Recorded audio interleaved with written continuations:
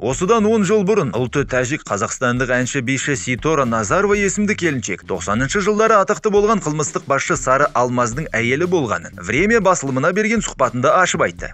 Әншінің айтуынша ол Сары Алмазбен оның өліміне дейін 5 жыл тұрған. Мен некеде 5,5 жыл болдым, содан кейін күйеуімді өлтірді. Бұл өте танымал криминалдық басшы Сары Алмаз болды. Ұзақ уақыт бойы мен оның әйелі екенімді айтпауды жөн көрдім. Оның жауларының назарын аударудан қорықтым. Бірақ менің өмірімде көптеген сынақтар болған соң, мүмкін енді ештеңеден қорықпау керек шығар, дейді Ситора. Өздеріңіз білетіндей Сары Алмаз 1998 жылы Барселона маңында өлтірілген. Оның ұйымдасқан қылмыстық тобының саны 100-ден асады.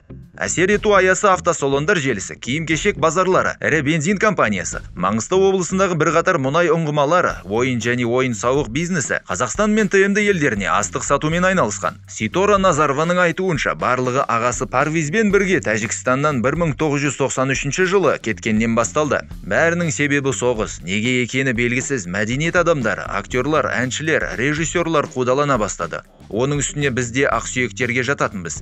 Мәскеуге соңғы ұшақпен ұштық, содан кейін әуежай жабылды. 1993 жылы еді. Парвиз әлі 19-ға толмаған, мен одан да жас едім. Біз жұмысты тез таптық, бірақ Парвиз көп ұзамай Алматыға шақырылды. Өйткені ол Азия дауысы байқауындағы өнерімен танымал болды.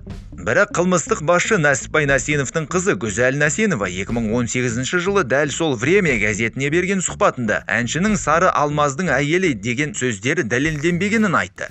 Бойжеткен әйел Нәсіпбай Нәсеновтың атын пайдаланып, өз пайдасын көздеп отыр деп есептейді. Мен ол туралы айтқым келмейді. Өйткені әнші өзін жария ету үшін Сары Алмаз сияқты кейіпкердің атын қолданғысы келетін сияқты сезінемін. Оның аңсағаны да сол емес па? Есімі бақта қайта-қайта жарқырап талқылануы. Гүзелдің айтуынша Ситораның Нәсеновпен 5 жылдан астам әйелі болғаны және одан ұлы бар дегені шындыққа жанаспайды. Оның сөзіне қарағанда Нәсіпбайдың әйелі Гүзелдің шешесі қайтыс болғаннан кейін Нәсеновтың жүрген әйелдері көп болған. Мүмкін олардың балалары да болған болуы мүмкін. Алайда Гүзел сөзінше ресми түрде ер адам әйелінен емес туылған бір ғана қызды мойындады. Оның есімі Роксана, ол 23 жаста және ақшта тұрады. Өгей әпкелер жылы қарым-қатынаста екен. Нәсіпбай қайтыс болғаннан кейін Гүзел әжесінің қолында өсті. Олар көптеген қиыншылықтардан өткен екен. Жасырынып, қауіп-қатерге төтеп беруге мәжбүр болды. Алайда әкесінің аты жөні негізінде пайда табу қыздың ойына да келмеген. Бұл туралы ол eVision блог платформасында жарияланған ашық хатында жазды. Сары Алмаздың қызының бұл сөзіне Ситора былай деп жауап берді. Мен осындай жағдайдан соң да ештеңені дәлелдемеймін. Қасиетті айда мұсылман ережелері бойынша өз жолдарын өздері арам қылғандарға балшық шашпаймын.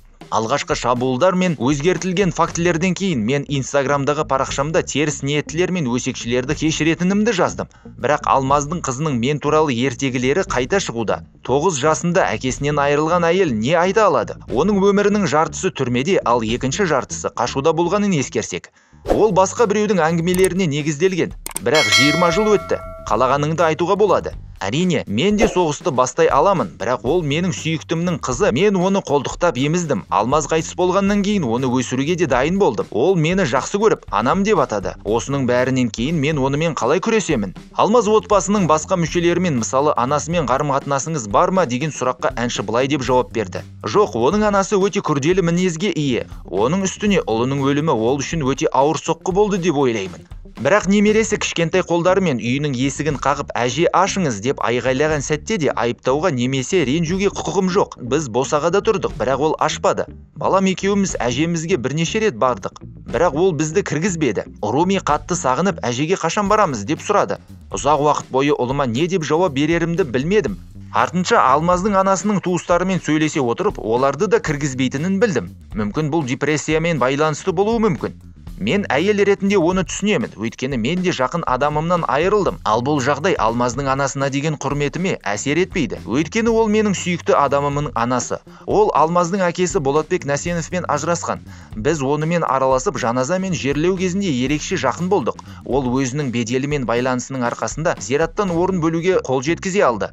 7-сі мен 40-ын шығару рәсімін Алмаздың әкесімен бірге өткіздік. Ол өзінің отбасы мен оның барлық мүшелері туралы өте егжей-тегжейлі кітап шығарды. Бұл кітапта мен және ұлым бар. Басқа қандай мойындау болуы керек? Алмаздың хаттарын өзіңіз көріп отырсыз. Оның ұлына қандай қамқорлықпен қарағанын, мені қандай сүйіспеншілікпен, қамқорлықпен қоршап алғанын оқи аласыз. Шетелде қашып жүргенде біздің келулерімізді қалай күтті? Ол біздің мерекелерімізді, мысалы Париждегі Диснейлендте Румиктің туған күнін қандай қуанышпен ұйымдастырды. Содан кейін біз бүкіл отбасымен жиналдық. Алмаз, оның анасы, қызы, мен, Руми және әлемнің түкпір-түкпірінен келген көптеген қонақтар. Алмаздың қызын өсіруге дайын екендігі туралы сұраққа ол былай жауап берді. Иә, Алмаз қайтыс болғаннан кейін мен оның анасына гүзелге байланысты барлық жұмыстарды, мектепті, сабақты тағы басқа өз мойнына алуын ұсындым. Бірақ кез келген уақытта оның қалауы бойынша қызды әжесіне апарып жіберуге дайын едім. Мен үшін бұл табиғи көрінді. 2 жасар ұл өсірдім. Неге мені жақсы көретін Алмаздың қызын тәрбиелемеске? Бірақ анасы бұл оның баласы, бәрін өзі шешетінін айтты. Бұл оның құқығы. Некелері тіркелген ба, жоқ па деген сұраққа әнші былай деп жауап берді. Қайғылы оқиғадан сәл бұрын біз мұсылмандық дәстүр бойынша рәсім жасадық. Ол Испанияда болды. Дәл сол жерде Алмаз мүшел жас ырымын орындады. Бәрін дұрыс істеу үшін қошқар іздегеніміз де есімде. Сосын Алмаз өзінің сүйікті киімін таратып берді. Бірақ тіпті барлық дәстүрлерді сақтау оған бұл шекарадан өтуге көмектеспеді. Ұлымыз Руми екеуінің туған күні наурыз айында, арасы бірнеше күн болды. Ал мамырдың аяғында ол жоқ болды. Мен 2 күн бұрын ұшып кеткен едім, жолым болды. Құдай тағала мені құтқарып қалды. Сары Алмаздың өзі жайлы әнші Ситора былай дейді.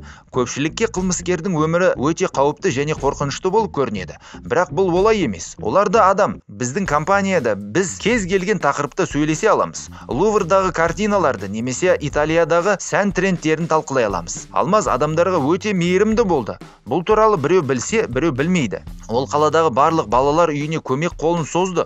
Соның ішінде Көк базар маңындағы орталық мешіт пен басқа да бірқатар мешіттердің құрылысына қомақты қаржы бөлді. Күйеуі қайтыс болғаннан кейін ол сахнада өз хикаясымен, сезімімен, әнімен жұртшылықтың ықыласына бөленді. Қазір Ситора ұлы Румимен бірге Алматыда тұрды. Әнші 27 жастағы ұлымен дос ретінде араласатынын мойындады. Ситора әлі жас қыз сияқты болса да, бірақ әсем келбетіне қарамастан әнші Несіпбайға тұрмысқа шыққаннан кейін ешқашан лайықты адамды кездестірмегенін жеткізеді. Осыншама жылдан кейін ол өзін екі елдің азаматымын деп есептейді. Мен екі елге тиесілі екенімді мақтанышпен айта аламын. Мен Тәжікстанда туып өстім. Ол жерге тегімнің қуатымен қоректену үшін барамын. Бірақ мен өмірімнің көп бөлігін Қазақстанда, Алматыда өткіздім. Осында өстім, алғашқы махаббатымды осында кездестірдім. Сондықтан мен бұл қала мен елді өз отбасым деп санаймын және бұл жерден кетуді жоспарлап отырған жоқпын, деп түйіндеді сөзін Ситора Назарова.